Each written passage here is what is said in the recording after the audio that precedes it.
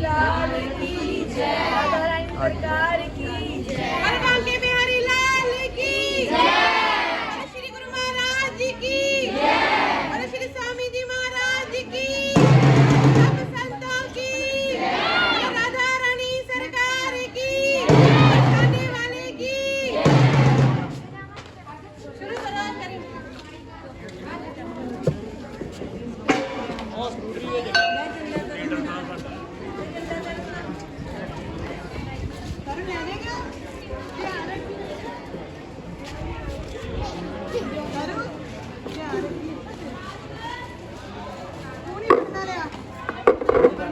बिल्ले पिछे पिछे थोड़ी कलश लेके मोरे जाना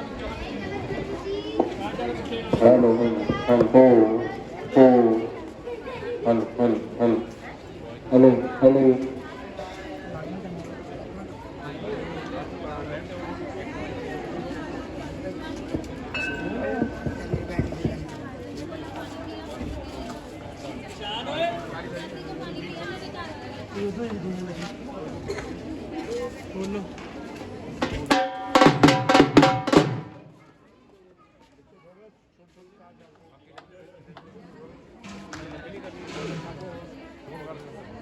हेलो हेलो हेलो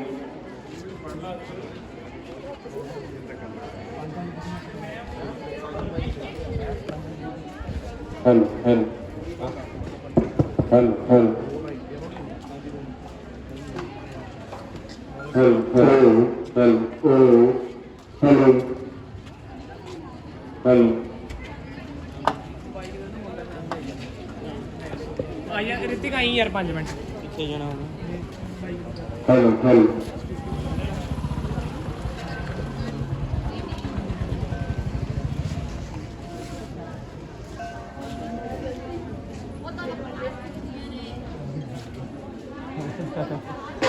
भैया भी थोड़े आगे हो जाओ बेटा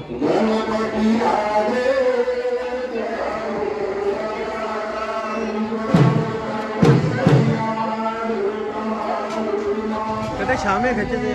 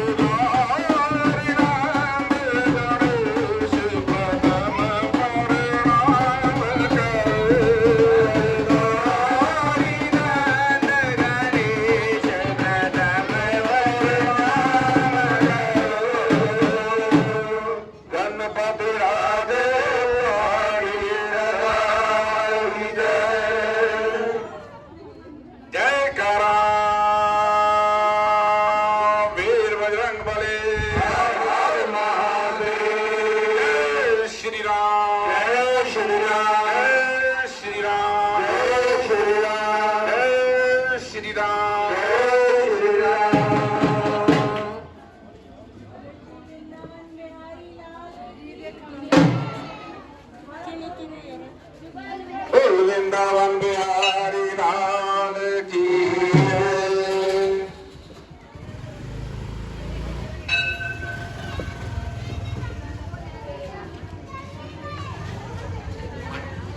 भोले बाबा रे तुम्हारी लड़ाई है।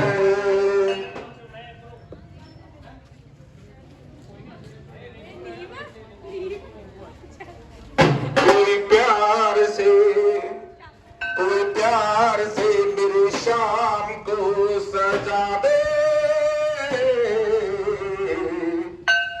गजब हो जाएगा, गजब हो जाएगा, गजब। कोई प्यार से मेरी शाम को सजा दे। गजब हो जाएगा, गजब हो जाएगा, गजब हो जाएगा।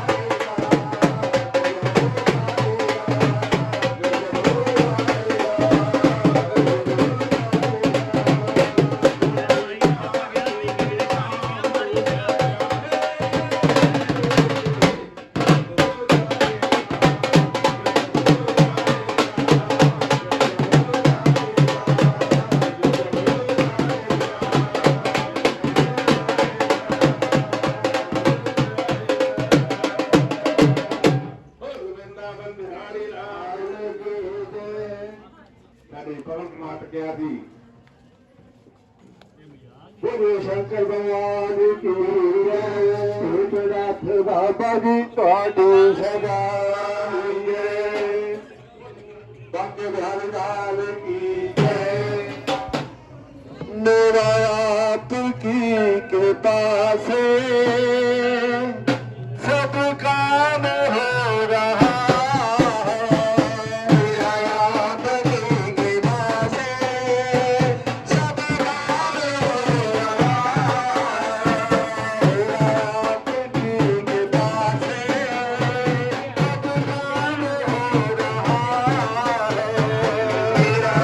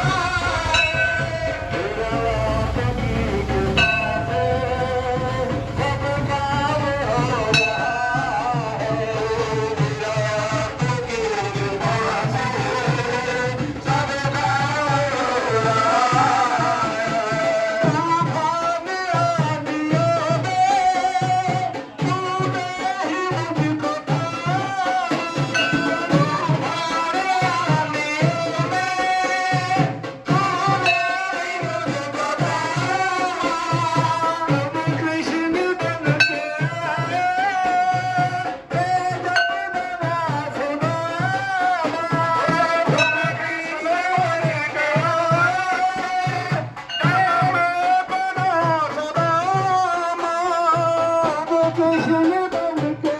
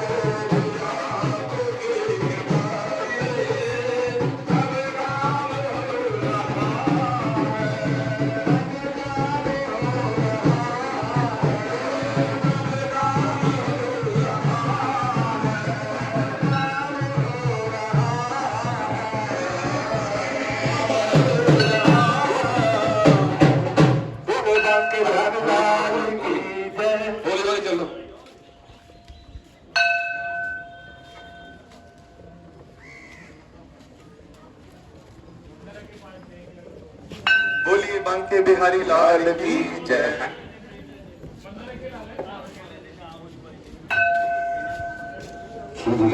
बिहारी लाल की जय। घनश्याम तेरी बंसी, घनश्याम तेरी बंसी पागल कर जाती है।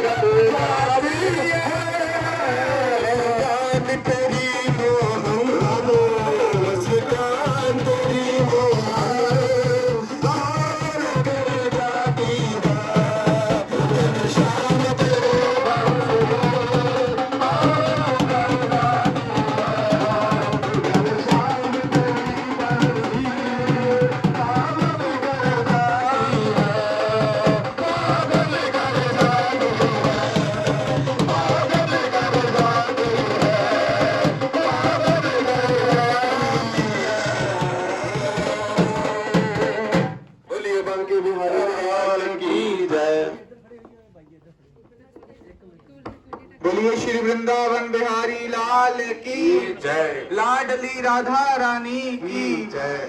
ਸਾਡੇ ਨਾਲ ਜਿੰਨੀ ਵੀ ਸੰਗਤ ਜੁੜੀ ਹੋਈ ਆ ਜਿਹੜੇ ਚਾਹੁੰਦੇ ਆ ਕਿ ਆਪਾਂ ਆਹ ਯਾਤਰਾ ਕਰਦੇ ਕਰਦੇ ਵਰਿੰਦਾਵਨ ਦੇ 84 ਕੋਸ ਦੀ ਯਾਤਰਾ ਕਰੀਏ ਉਹ ਇੱਕ ਵਾਰ ਜ਼ੋਰ ਨਾਲ ਕਹਿਣਗੇ ਰਾਧੇ ਰਾਧੇ ਰਾਧੇ ਰਾਧੇ।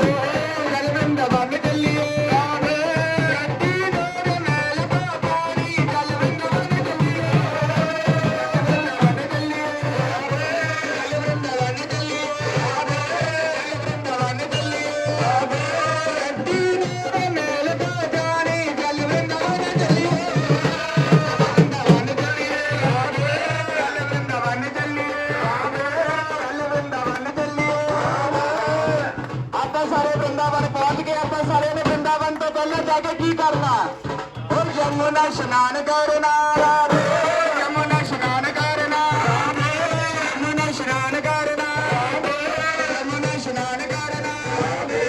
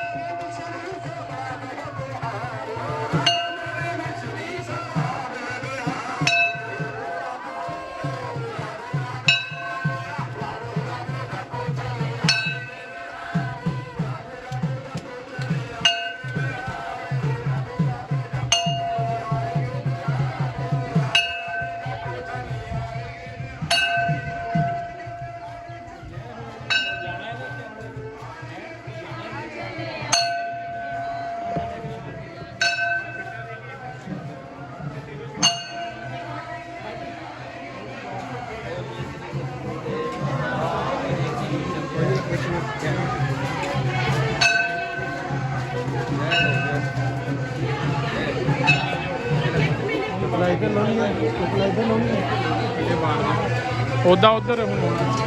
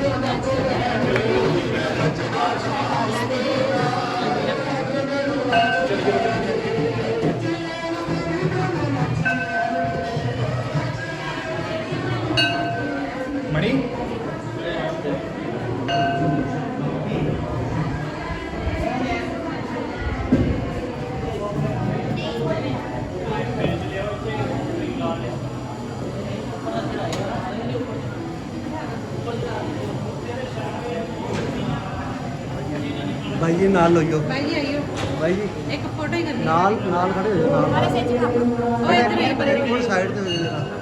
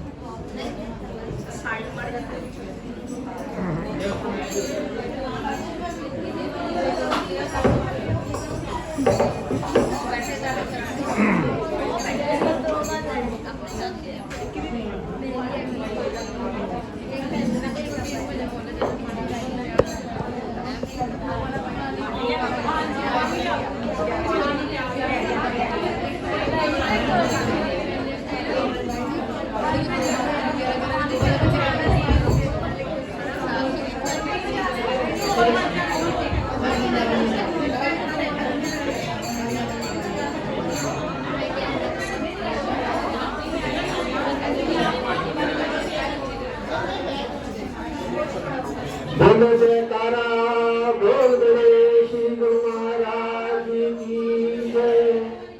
जय घोष की आवाज ऐसी आनी चाहिए कि आपके साथ बैठे को भी ना सुनाई दे। मजा तो दादा में आपके साथ बैठे को सुनाई देगा तो उनको फायदा नहीं होना चाहिए। इतने आराम से बोलिए कि किसी को भी सुनाई दे और दोनों हाथ खड़े करके जय घोष की आवाज करनी है। और मजा तो ताजा वीडियो कहने से जो देती है बातें तो हम घर पे भी करते हैं, बातें करना प्लीज बंद करें।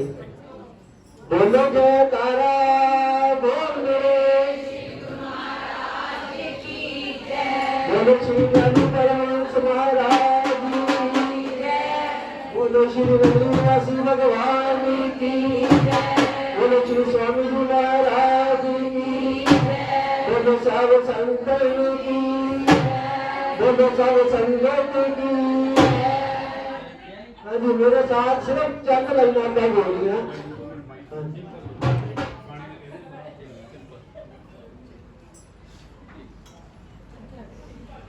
इस संगत से गुजारिश है जिसको प्यास लगी हो बाहर कुआं कोल्ड ड्रिंक का लगा हुआ है, आप जाकर पी लेना। और जिसने आनंद लेना हो वो प्यास में बैठ भी सकता है और बाद में जाके कोल्ड ड्रिंक भी पी सकता है, मिल जाएगी उसको। ठीक है।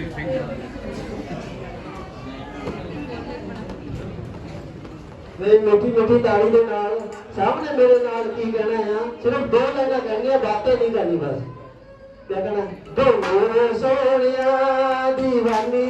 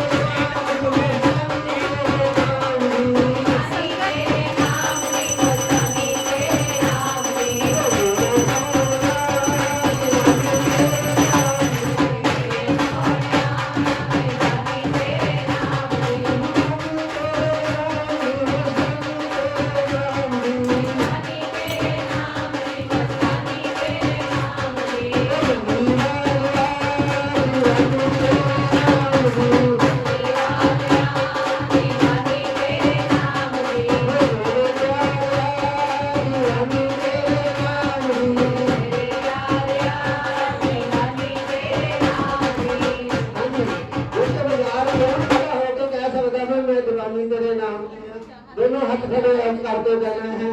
मैं दूसरे को यार आखा में दीवानी तेरे नाम दी तो हारा वाले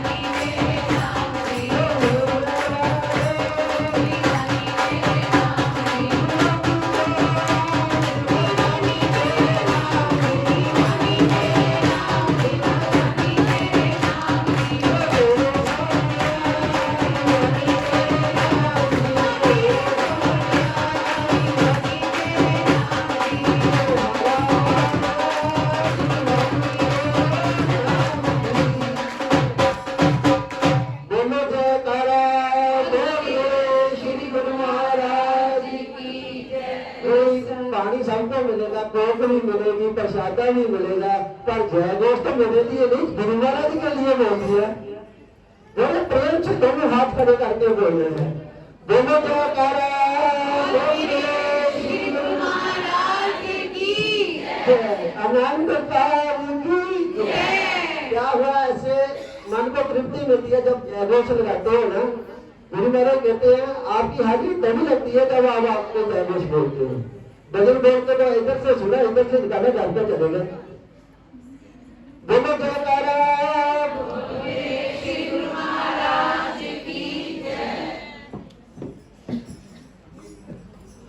बोलो श्री गुरु महाराज जी की, बोलो साचे दरबार की, बोलो श्री नंदी निवासी भगवान की, बोलो श्री स्वामी जी महाराज जी की, श्री बांके बिहारी लाल की, उधर जोड़ी सरकार की, बरसाने वाली की, सब संतों की, सब संतों की, संत साधुराम जी महाराज जी की, संत जयराम जी महाराज जी की।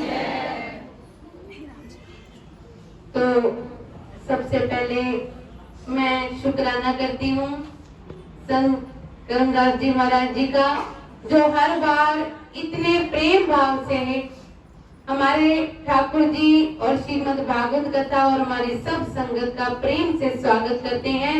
तो इनका पहले शुक्राना, और इन्हीं के प्यार की खातिर भगवान भी यहाँ पर हर साल खींचे चले आते हैं। तो ये बड़ा ही सुहानी अवसर है। श्रीमद् भागवत कथा के प्रति हम सब कलश यात्रा में भ्रमण कर रहे हैं। कहते हैं कि भागवत की कलश यात्रा में जितने पग हम चलते हैं उतने पग हमारे वृंदावन के छाप छोड़ जाते हैं। वृंदावन जाने की जरूरत नहीं रहती, क्योंकि बांके बिहारी लाल खुद चलते हैं तो उनकी ये वृंदावन जैसी पावन गलियां बन जाती हैं, जहां जहां पर श्रीमद् भागवत महापुराण का जाना होता है। तो ये वृंदावन धाम आज नूरमहल शहर बना हुआ है। जैसे ब्रिज की गलियों में गोपी गवाले घूमते हैं, तो आज हम भी कोई गोपी बनकर, कोई गवाला बनकर उनके साथ साथ चल रहा है। तो इसलिए कहते हैं कि वृंदावन में जहाँ जिसने यात्रा नहीं करी वो श्रीमद् भागवत महापुराण के साथ जो कलश यात्रा में चलता है तो उसकी हाजिरी वृंदावन धाम में लग जाती है। ऐसा मैं नहीं, ईसा ग्रंथों में भी लिखा हुआ है। तो ये बड़े ही सौभाग्य की बात है जिन जिनको ये पग चलने को मिले भगवान के साथ। और हमारा भी एक खुशकिस्मती है जो हर बार भगवान हमें ये हाजिरी कबूल करने का मौका दे देते हैं और हम सबको एकत्रित कर देते हैं कलश यात्रा के निमित्त। तो इसी के साथ मैं आगे बढ़ते हुए यही कहूंगी, और मेरे को यहाँ पर आने की प्रसन्नता इतनी मिलती है कि जैसे मैंने सुना है, देखा नहीं, कि हमारे जो बड़े भाई जी संत निजामपुरी जी थे तो वो भी संत जयराम जी के पास आते थे, तो उनसे बातचीत करते थे, तो वो भी उनको पिता बनाकर रखते थे, तो वो पिता बनकर को बेटी बनकर बहुत सारा आशीर्वाद देते थे। तो आज मुझे भी ऐसा ही लगता है कि जैसे वो हर बार मेरे को आशीर्वाद देने के लिए यहाँ पर बुला लेते हैं कि आजा बेटी मैं तेरे साथ हूँ, ऐसा अनुभव होता है यहाँ पर आकर। तो उनमें संतों के चरणों में मैं कोटि कोटि नमन करती हूँ और मैं प्रार्थना करती हूँ उनसे कि ऐसा ही आशीर्वाद हमारे साथ बनाए रखना। और इनका फिर से मैं शुक्राना यहाँ की संगत का, जो बड़े प्रेम भाव से हर बार यहाँ आनंद के साथ हमारा और भी आनंदित कर देती है इस कलश यात्रा के भाव को। तो मैं इसी भावों के साथ अपने आगे के भजन रखते हुए यही प्रार्थना करूंगी कि वैसे ही वृंदावन बिहारी जैसे हमारे साथ चलते रहे हैं ऐसे ही हमारे मन में भी आ जाए एक ना एक दिन, क्योंकि कपटी मन है ना, तो इस कपटी मन में जल्दी भगवान का आना होता नहीं है। तो इस भगवान को हमने आवाज लगानी है दिल से, ताकि हम इस जो भागवत कथा में हम इस प्रवेश करने जाएंगे तो उससे पहले हम प्रार्थना। और क्या कहना है? मेरे मन मधुबन में आ, ओ वृंदावन रैन वालिया, मेरे मन मधुबन में आ, ओ वृंदावन रैन वालिया, मेरे मन मधुबन में आ, ओ वृंदावन रैन वालिया,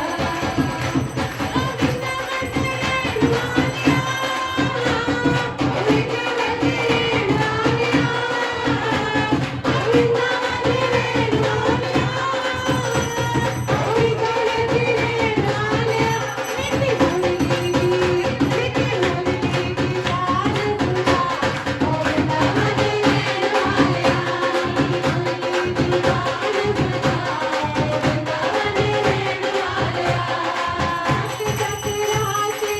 रैन वालिया, ओ वृंदावन रैन वालिया,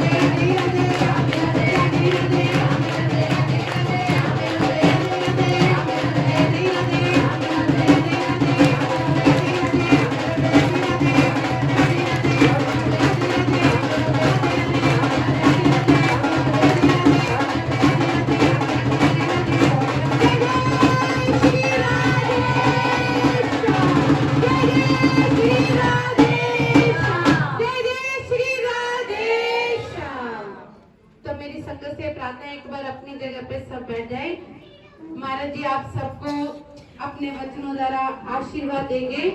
उससे पहले मैं सबको एक बार फिर से सूचना दे दूं, जो व्यक्ति लेट आए हैं वो थोड़ा सा ध्यान से सुन ले। जो बाहर भी खड़े हो, कोई कलश वाला हो, वो ध्यान से सुन ले कि जिसने कलश का संकल्प लिया है उसके लिए प्याज लहसुन छोड़ना जरूरी है, और उसके साथ माँ की दाल, मसर की दाल और बैंगन, ये एक हफ्ता अगर खुद ना खाए तो बहुत अच्छा है। परिवार वाले अगर किसी की इच्छा है तो बच्चों की खातिर, कईयों बड़ों की खातिर नहीं रोक सकते, तो जिसने संकल्प किया है उसके लिए बहुत जरूरी है इन चीजों का परहेज रखें। और दूसरी बात कि जिसने फिर से किसी के नाम के कलश उठाए हैं वो कुटिया पर जाकर उन्हीं के नाम के कलश के ऊपर उन्हीं की चुनरिया और उन्हीं की माला वहीं पर छोड़ देना, ताकि वो उन्हीं को फिर से मिल जाए। तो मेरी यही प्रार्थना है, और इसी प्रार्थना के साथ हम सब ने फिर से जय घोष करनी है। बोलो बांके बिहारी लाल की जय, सरकार की जय।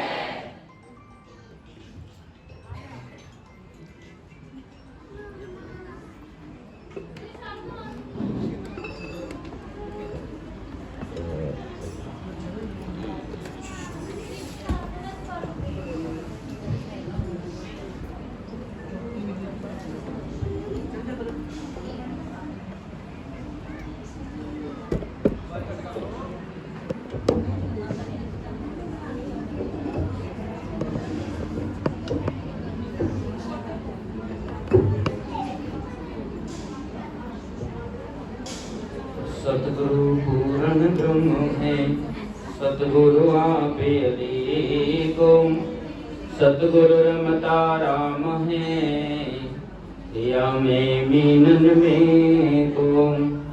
हरि नाम हृदय धरो, भयो पाप का नासो। एक चिंगारी आग की, बड़ी पुरानी घासो। बाहर बाहर बार मांगे हूँ, कृपा करो गुरुदेव। और कछु नहीं चाहिए, करहूँ तुम्हारी सेवा। और कछु नहीं चाहिए, करहूँ तुम्हारी सेवा। साहिब तुम न विसारियो, लाख लोग मिल जाए। हमसे तुमको बहुत है, तुम सा हमको नाहे। बोली श्री सतगुरुदेव महाराज की, श्यापति रामचंद्र भगवान की, श्री कृष्ण भगवान की जय। सतगुरु की प्यारी संगत, आप जी बड़े ही कर्मा वाले हो, भागा वाले हो। परम पिता परमात्मा के नाम का गुणगान कर रहे हो, और हमारे परम पूजनीय आदरणीय स्वामी विनायक गुरु जी और उनके शिष्य स्वामी प्रभात गुरु जी, इनका हम बहुत बहुत संत साधु राम जी के डेरे विच आगमन होया, कलश यात्रा है, तो बहुत बहुत स्वागत करते हैं। और सतगुरु बंदीश्वर महाराज इसी तरह सभी डेरे के सेवादार उनसे इसी तरह सेवा करवाते रहें। स्वामी जी जब भी यात्रा काटें तो इसी तरह डेरे में आते रहे। कलश यात्रा हर साल, इस साल हर साल जब भी यात्रा काटें तो डेरे में आए, तो हमको बहुत ही सतगुरु की कृपा है, बड़ी प्रसन्नता होती है। क्योंकि देखो अभी बोले हैं तो गली गली भगवान के नाम में रंग रही है, कोई ठाकुर जी के नाम में रंग रही है। क्योंकि मानुष शरीर का लाभ ही यही है, मन बड़ा चंचल है। जब भजन करने वास्ते बैठता है तो इसको नींद आने लग जाती है, सत्संग में बैठता है तो नींद आने लग जाती है। तो देखो कथा का अमृत का प्रभाव चलेगा 7 दिन। सभी को मन को भी रखना, और शरीर तो रहता ही है सत्संग में, मन को रखना बहुत जरूरी है। क्योंकि मन बड़ा चंचल है। मानुष शरीर का लाभ बेरी है। जब हम कथा में जो बताई हुई बात अपने हृदय में धारण करेंगे तो हमारे जीवन का कल्याण हो जाएगा। क्या जब किसी बाजार में 3 मूर्तियां सी, कोई सेवक मूर्ति खरीदने के वास्ते गया तो जो मूर्ति बेचने वाला था उससे पूछने लगे भाई इन मूर्तियों की कीमत क्या है, जड़ी इधर मूर्ति रखी हुई है इसकी कितनी कीमत है? कहते इस मूर्ति की कीमत है 100 रुपये। कहते जड़ी इसके पास रखी हुई है इसकी कितनी कीमत है? कहते इस मूर्ति की कीमत है 500 रुपये। जड़ी कहते उसके पास रखी हुई है उसकी कितनी कीमत है? कहते अनमोल है, इसकी कोई कीमत नहीं है। तो लेने वाला सज्जन कहने लगा बेचने वाले सज्जन से, इनका रूप एक सा है, आकार एक सा है, रंग एक सा है, पर रेट में फर्क क्यों है? कहते इनमें अलग अलग खासियत है। यदि 100 रुपए वाली मूर्ति है उसके कान में डग्गा पाओ दूसरे कान से निकल जाता है, इस करके सबसे घट रेट उस मूर्ति का है जो इस कान से शब्द सुनता है दूसरे से निकाल जाता है, उसका कोई लाभ नहीं है। तो इस करके उस मूर्ति का भी रेट सब तो घट है। यदि 500 वाली मूर्ति है वो एक कान से सुनती है और मुंह थे निकाल देती है, सत्संग तो सुनती है पर दूसरों को उपदेश दे देती है, अपने पास कुछ भी नहीं रखते, उसका भी कोई लाभ नहीं है। उसका रेट 500 रुपये बताया है। और जो अनमोल मूर्ति है उसमें क्या खासियत होती है? और एक कान से सत्संग सुन के अपने हृदय में धारण कर लेते हैं। तो असली मूर्ति वही है।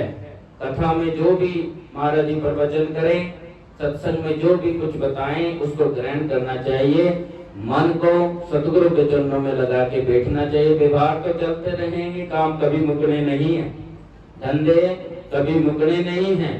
तो इसी करके सभी धुंधों को संतोष के उनसे वृत्ति हटा के जब ऐसी कथा सुननी है तो मन से सुननी चाहिए और उस पर अमल करना चाहिए, तो समझो फिर हमारे जीवन का कल्याण है। मानुष शरीर सफल है, बड़े भाग्य मानुष तन पावा, सुर दुर्लभ सदग्रंथ न गावा। तो मन बड़ा चंचल है। एक शब्द के द्वारा बताया है, मन साटे आंखें नहीं लगदा ऐसे मन दे आंखें क्यों लगी, मन साटे आंखें नहीं लगदा ऐसे मन दे आंखें क्यों लगी, मन नहीं लगदा ऐसे मन दे आंखें क्यों लगी, नहीं लगदा ऐसे मन दे आंखें क्यों लगी। जब इस मन को कहते हैं भी भजन कर ले, अमृत वेला होया उठ ले, तो मन क्या कहता है कि नहीं अभी तो बहुत टाइम पड़ा है, अभी तो सोने का वक्त है, अभी तो बाहर झांक के देखते हैं अंधेरा बहुत है, अभी दिन चढ़लन दो। ये मन साडी बात को मानता है कभी? कहते नहीं, पर हम इसकी बात को क्यों माने? मन साडे आंखें नहीं लगदा अज मन दे आंखें क्यों लगी, मन साडे आंखें नहीं लगदा अज मन दे आंखें क्यों लगी, आंखें नहीं लगदा अज मन दे आंखें क्यों लगी, मन साडे आंखें नहीं लगदा अज मन दे आंखें क्यों लगी।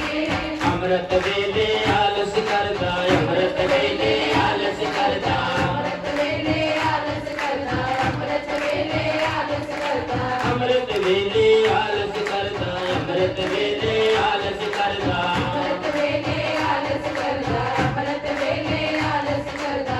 मोटे पल्ला जे हारकदा, मोटे पल्ला जे हारकदा, मोटे पल्ला जे हारकदा, मोटे पल्ला जे हारकदा। सूता कदे न रजदा ऐसी इसदे आके क्यों लगी, मन साडे आके नहीं लगदा ऐसी मन दे आके क्यों लगी, मन साडे आके नहीं लगदा ऐसी मन दे आके क्यों लगी, मन साडे आके नहीं लगदा ऐसी मन दे आके क्यों लगी, मन साडे आके नहीं लगदा ऐसी मन दे आके क्यों लगी। सच्ची पदारत पाए खावे, सच्ची पदारत पाए खावे, पदारत पाए खावे, सच्ची पदारत पाए खावे। कृष्णा इसदी मोल न जावे, कृष्णा इसदी मोल न जावे, कृष्णा इसदी मोल न जावे, कृष्णा इसदी मोल न जावे। भूखा कजे न रजदा अजी इसदे आके क्यों लगी, भूखा कजे न रजदा अजी इसदे आके क्यों लगी, मन साडे आके नहीं लगदा अजी मन दे आके क्यों लगी,